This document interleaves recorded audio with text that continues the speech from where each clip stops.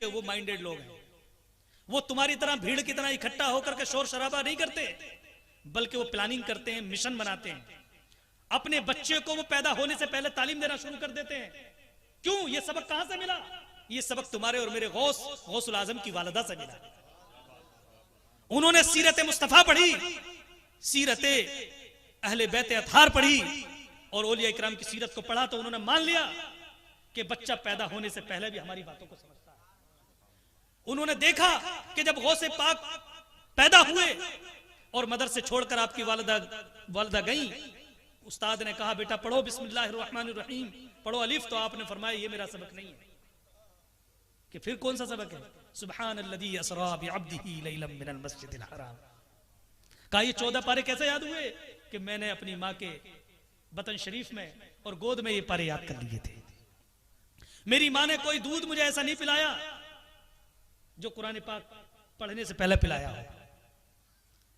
तो वो माएं हमारी पाकीज़ा माएं थी कि पैदाइश से कब्ल कुरान की पढ़ने की आदी थी, कुरान पर रिसर्च करती थी, रातों रात कुरान को पढ़ के समझती थी और अपने बच्चे को समझाती थी।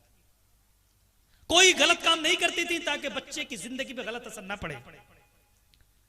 आज हम लोग जो हैं टीवी टेलीविजन के सामने हमारी बेटियां बहनें बैठी हैं, रातों रात मोबाइल पे टाइम गुजार रही हैं, तो बच्चे कौन से पैदा होंगे आप बताएं? एक्टर्स पैदा होंगे ना, लात घूंसे चलाने वाले पैदा होंगे, माँ बाप की खैर खबर पूछने वाले पैदा होंगे।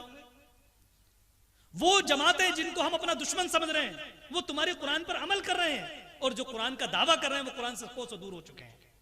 और उसकी वजह यह भी है कि हमने अपनी कौम को मुअद्दिबाना अंदाज में, मुहज़्ज़िबाना अंदाज में समझाने की कोशिश कम की है। मेरे भाइयों, माजरत के साथ कहूंगा, मेरी बातें कुछ कड़वी तो हैं, लेकिन उलमा के लिए भी है ये, माजरत के साथ, और आपके लिए भी है, हमारे सबके लिए है। हमें चाहिए कि हम अपनी आवाम को उस अंदाज में समझाएं कि हमारी हर बात उनके दिलों में उतरती चली जाए।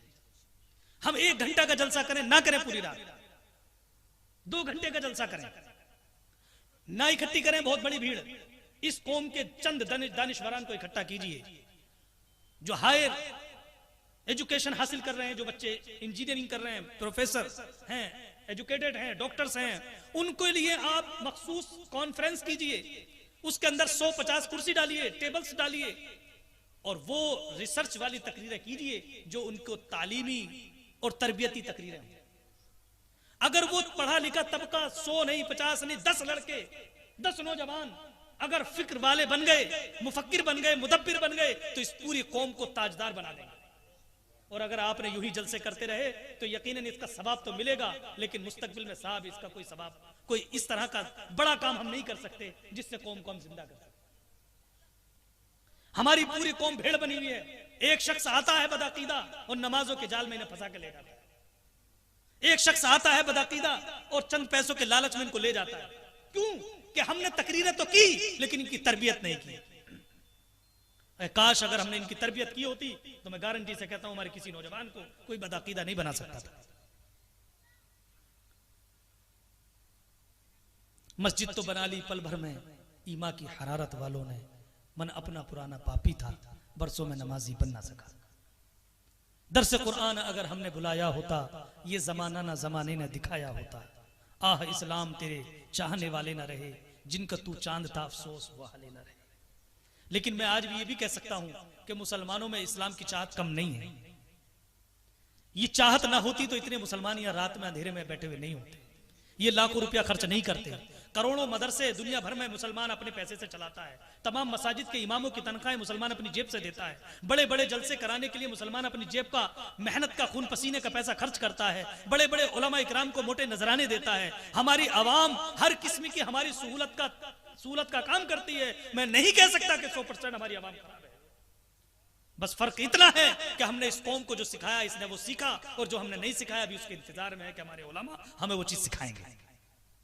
इंशाअल्लाह हम ये नियत करते हैं कि हम इस किस्म के जलसे करेंगे, इस किस्म की कॉन्फ्रेंस करेंगे कि इंशाअल्लाह हमारे हर नौजवान मुस्तकबिल का इंशाअल्लाह ताला गौसे पाक का गुलाम होगा, सलाहुद्दीन अय्यूबी होगा, इब्नुल अरबी का गुलाम होगा। मेरे प्यारे मोहतरम इस्लामी भाइयों,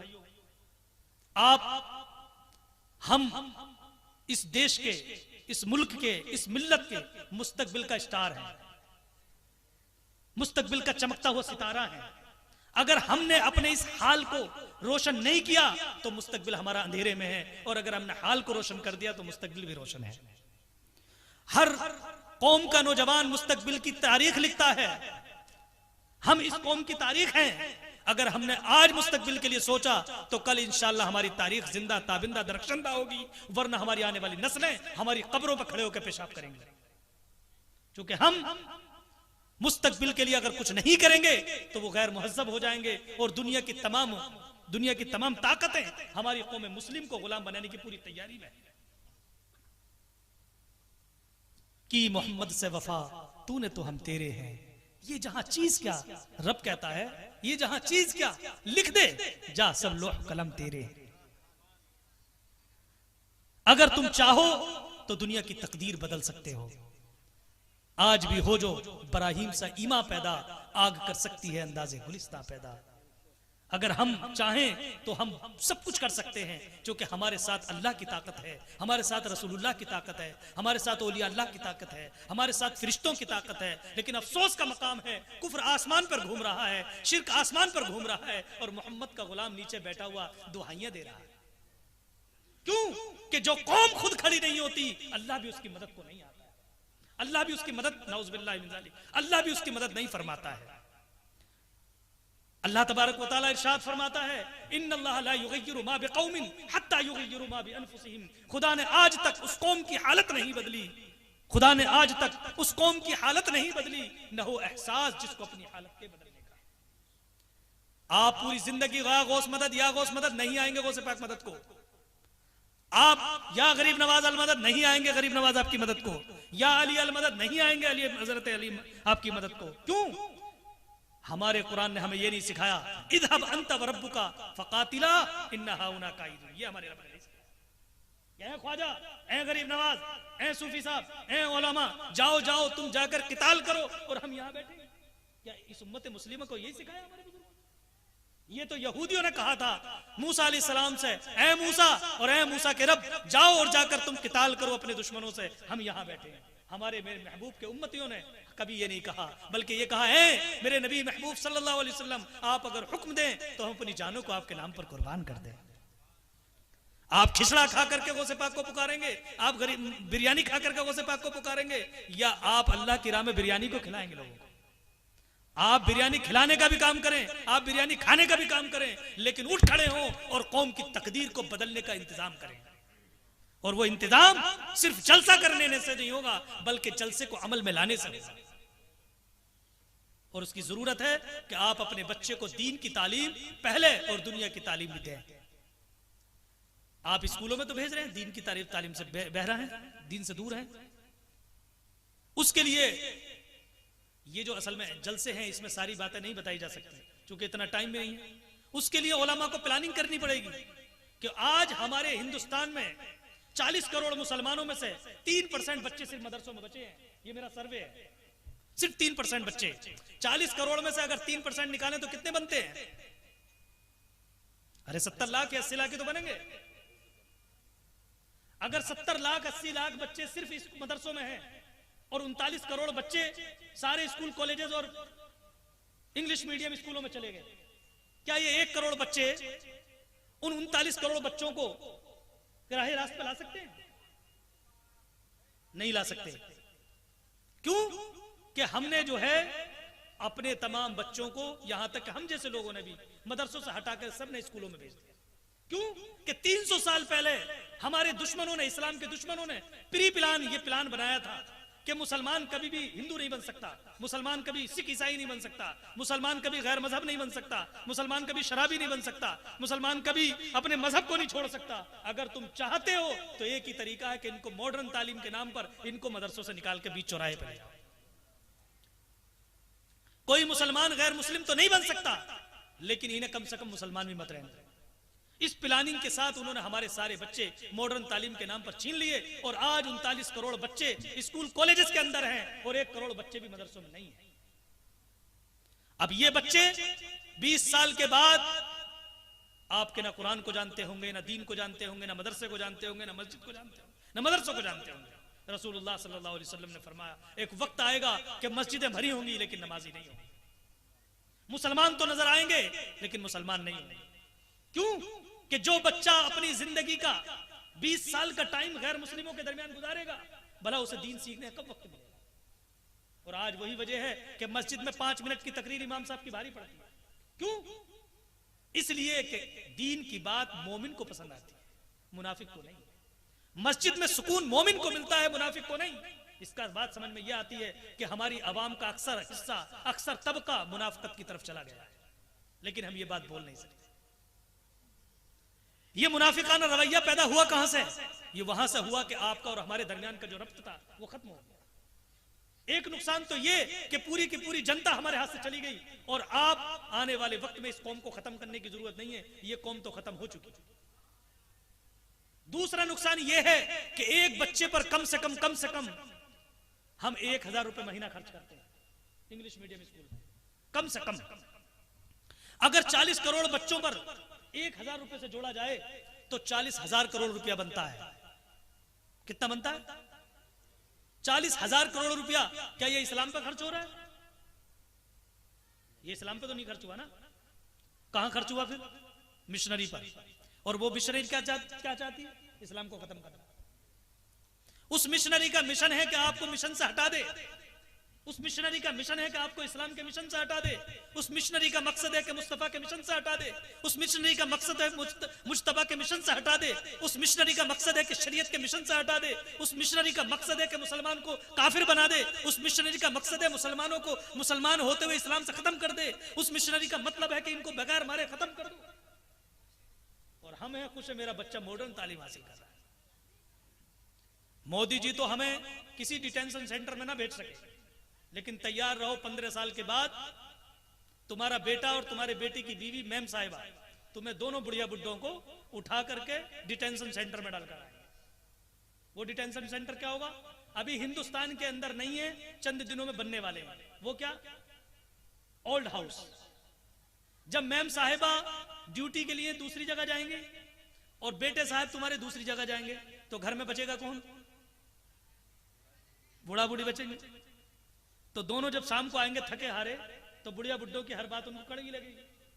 तो वो कहेंगी मैम साहिबा कि जी ऐसा करो, अब्बा हमसे परेशान है, हम इनसे परेशान हैं, इनको ओल्ड हाउस में डालिए, वहां सुकून से रहेंगे। तो वो डिटेंशन सेंटर ऐसा होगा कि जिंदगी के जितनी भी तुमने मेहनत की थी उसका सबका फल मिलेगा। ये गारंटी से होना है। जितने तरक्की याफ्ता मुल्क सब में बन चुके हैं, अभी हिंदुस्तान हमारा पीछे है। हाँ, हिंदू मुस्लिम सबका समाज अभी कहीं ना कहीं मुहज्जब है, कहीं ना कहीं कुछ ना कुछ धार्मिक है। इस वजह से हिंदू भी, मुस्लिम भी, सिख भी, ईसाई, तमाम मजाहिब के लोग अपने माँ बाप की कद्र करते हैं। लेकिन चंद दिनों के बाद ऐसा होने वाला है कि बच्चे खुद अपने माँ बाप को डिटेंशन सेंटर में डालकर आएंगे। अगर आप बचना चाहते हो डिटेंशन सेंटर से, तो आज ही से अपने बच्चों को दीनी तालीम दो, कुरान की तालीम दो। स्कूल जाने से पहले मदरसे भेजो। और मैं तो कहता हूं उलमा इकराम से हाथ जोड़कर कि हर इलाके के अंदर एक इस्लामिक एकेडमी बनाओ, जहां मॉडर्न तालीम के साथ दीनी तालीम हो, अरबिक इंग्लिश मीडियम। बच्चा यूकेजी से लेकर 9th क्लास तक पढ़े तो वहीं कुरान और सुन्नत का आमिल और सूफी बन जाए। हाई स्कूल के बाद जाए तो डॉक्टर बने, इंजीनियर बने, प्रोफेसर बने, लेकिन सूफी प्लस बने। पहले सूफी हो बाद में डॉक्टर, पहले सूफी हो बाद में इंजीनियर, पहले सूफी हो पहले प्रोफेसर। दुनिया की तमाम तालीमात हम पहले भी हासिल करते थे। ये लाल किले का मॉडर्न नक्शा बनाने वाला ऑक्सफोर्ड यूनिवर्सिटी से नहीं आया था। ये ताजमहल का नक्शा बनाने वाला ऑक्सफोर्ड यूनिवर्सिटी से नहीं आए थे पढ़ करके। ये सब मदरसों में पढ़ने वाले लोग थे। सबसे पहला हिंदुस्तान का लंबी मार करने वाला, मिसाइल बनाने वाला टीपू सुल्तान किसी ऑक्सफोर्ड यूनिवर्सिटी का पढ़ा हुआ नहीं था। टीपू सुल्तान जैसे शख्स हमने पैदा किए मदरसों से। आज भी अगर हम चाहें तो ऐसी एकेडमी बना सकते हैं जो मिल्लत और मुल्क दोनों का नाम रोशन कर देगा। आप अगर चाहते हैं मुल्क की तरक्की के लिए, तो आप मेरे भाइयों अपने बच्चों को पहले दीन की तालीम जरूर दें। जब तक ऐसे स्कूल आपके इलाके में नहीं है तो आप स्कूलों में भेजें, मैं मना नहीं करता हूं, लेकिन पहले आप अपने बच्चों को 1 घंटे के लिए मदरसे भेजें। और मदारिस में पढ़ाने वाले उलमा से मेरी गुजारिश है कि आप अपनी जिम्मेदारी को समझते हुए इन बच्चों पर ध्यान दें। क्योंकि मैंने अपने सुन्नी मदरसों और मकतबों में, मकातिब में देखा है कि बच्चों पर कोई ध्यान नहीं। मसाजिद के अंदर मकातिब लग रहे हैं लेकिन बच्चों पर कोई खासा ध्यान नहीं। उसी के बरक्स बदअकीदों की मस्जिद में बच्चे जा रहे हैं, खूब अच्छी तालीम और खूब अच्छा कुरान पढ़ रहे हैं, और हमारी मस्जिदों में जा रहे हैं तो हमारे बच्चे सही से कुरान भी नहीं पढ़ पा रहे। ये सबसे बड़ी कोताही हमारी अपनी है। आप भी उलमा से पूछें, इमामों से पूछें कि हमारा बच्चा क्यों नहीं पढ़ रहा है, और इमामों को और उलमा को चाहिए कि आपसे पूछें कि आपका बच्चा हमारे पास क्यों नहीं आ रहा। हम दोनों अपनी अपनी तरफ से कदम बढ़ाएंगे तो इस कौम का मुस्तकबिल रोशन होगा, वरना इससे पहले होने वाला नहीं है। मेरी बातें थोड़ी सी तफसील तलब हैं, लेकिन मैं चाहता हूं कि ये मेरी बहनें जो बैठी हैं रात में और आप सब बैठे हैं, यहां से कुछ प्लान लेके जाएं, मिशन लेके जाएं, वरना ये सारे का सारा पैसा सवाब तो शायद दे दे लेकिन मुस्तकबिल को रोशन नहीं कर पाएगा। जब इतना पैसा हमने खर्च किया, हम सब अपना घर छोड़ के यहाँ बैठे हैं, तो यहां से कुछ सीखें और मुस्तकबिल के कुछ इशारे और किनारे समझ के जाएं, और सिर्फ समझ के नहीं जाना बल्कि कल से नियत कर लें हमें करना है, करना ही है इंशाअल्लाह हर हाल। मेरा काम था आप तक पहुंचाना, अमल करना ना करना आपका काम है। अला इन्ना औलिया अल्लाह ला खौफुन अलैहिम वला हुम यहज़नून।